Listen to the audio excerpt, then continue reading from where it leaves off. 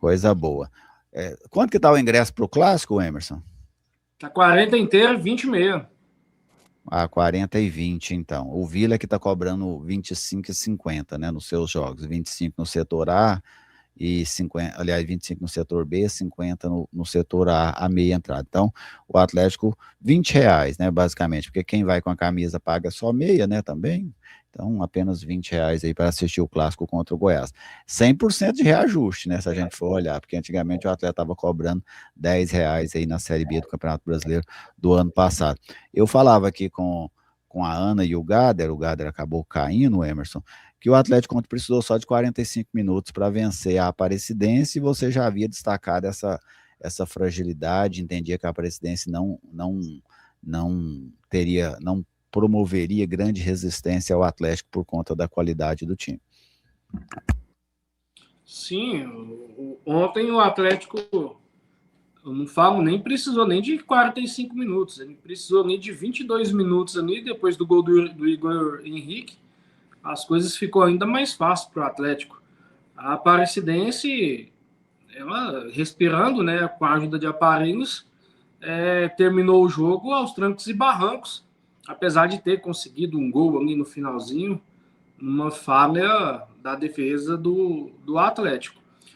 Mais méritos também, né, do Atlético, do Lacerda, o Atlético praticando aí aquilo que a Ana Lívia gosta, que é o lacerdismo, né, que é aquele futebol bonito, envolvente, toque de bola, que deixando aquele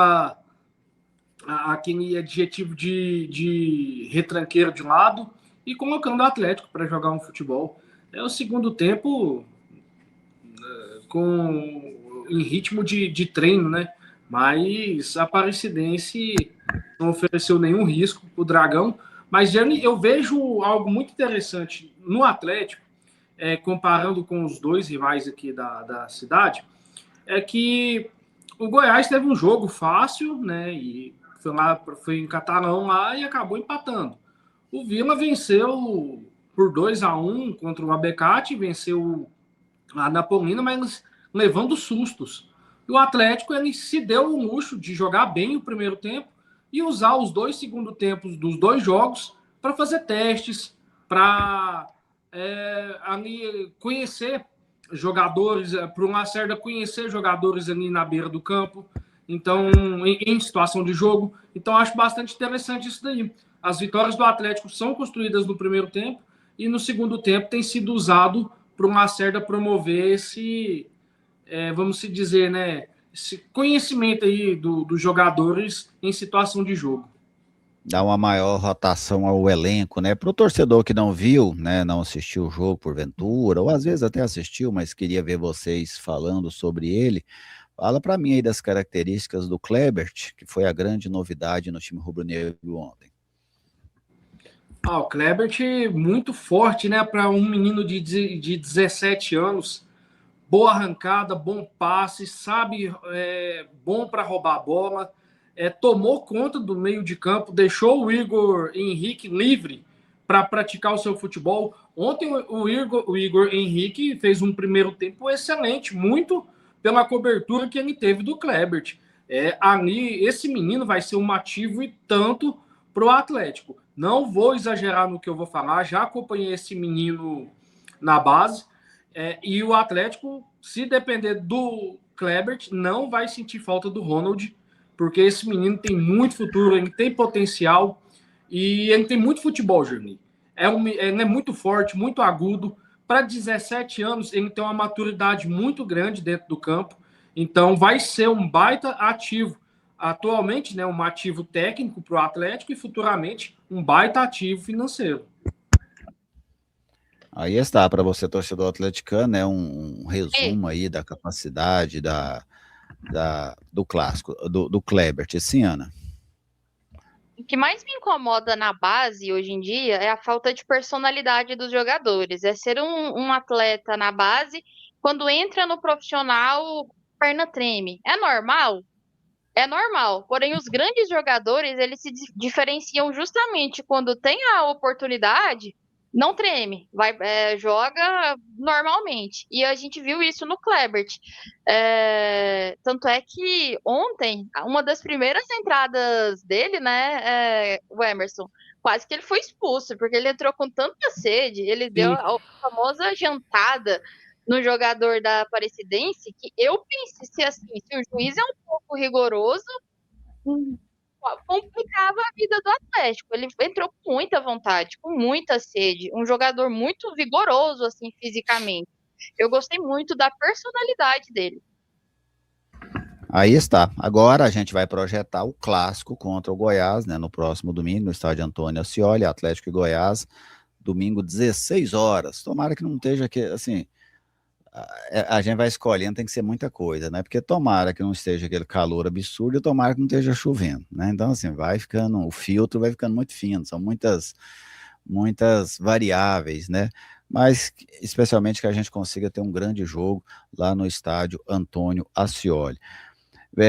Você vê, o Emerson, o Atlético à frente do Goiás nesse momento, eu falo em termos de desenvolvimento da equipe, em termos de força da equipe, pelos 2 jogos realizados até agora, ou ainda é muito cedo para a gente tirar esse parâmetro, e esse seria aí o primeiro grande teste do Atlético no ano? Não, mas eu acho que está sim. Não tão, mas um pouquinho à frente está sim. Está com um técnico que já conhece o clube, né, que vem desde o ano passado. Tem conseguido fazer, fez 2 bons jogos, se levarmos em conta o primeiro tempo, né? Porque o segundo tempo sendo utilizado aí para dar um rodízio, para ali apresentar jogadores ali, então se colocarmos dentro desse contexto aí, eu vejo sim o Atlético com favoritismo e à frente do Goiás para vencer. A defesa do Atlético é uma defesa muito sólida, para mim, melhor do que a defesa do Goiás. Não vejo o ataque do Goiás tão preocupante assim. Fez 4-0 no Goiatuba diante de uma fragilidade imensa do time de Goiatuba. Mas não que o Atlético também vá encontrar facilidades, porque não vai.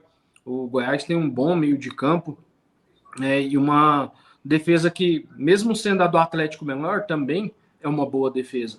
Então, vai ser um bom jogo com um leve favoritismo. O Atlético está aí não um beijo de pulga, mas ele está aí uns 2 dedinhos mindinho à frente do Goiás.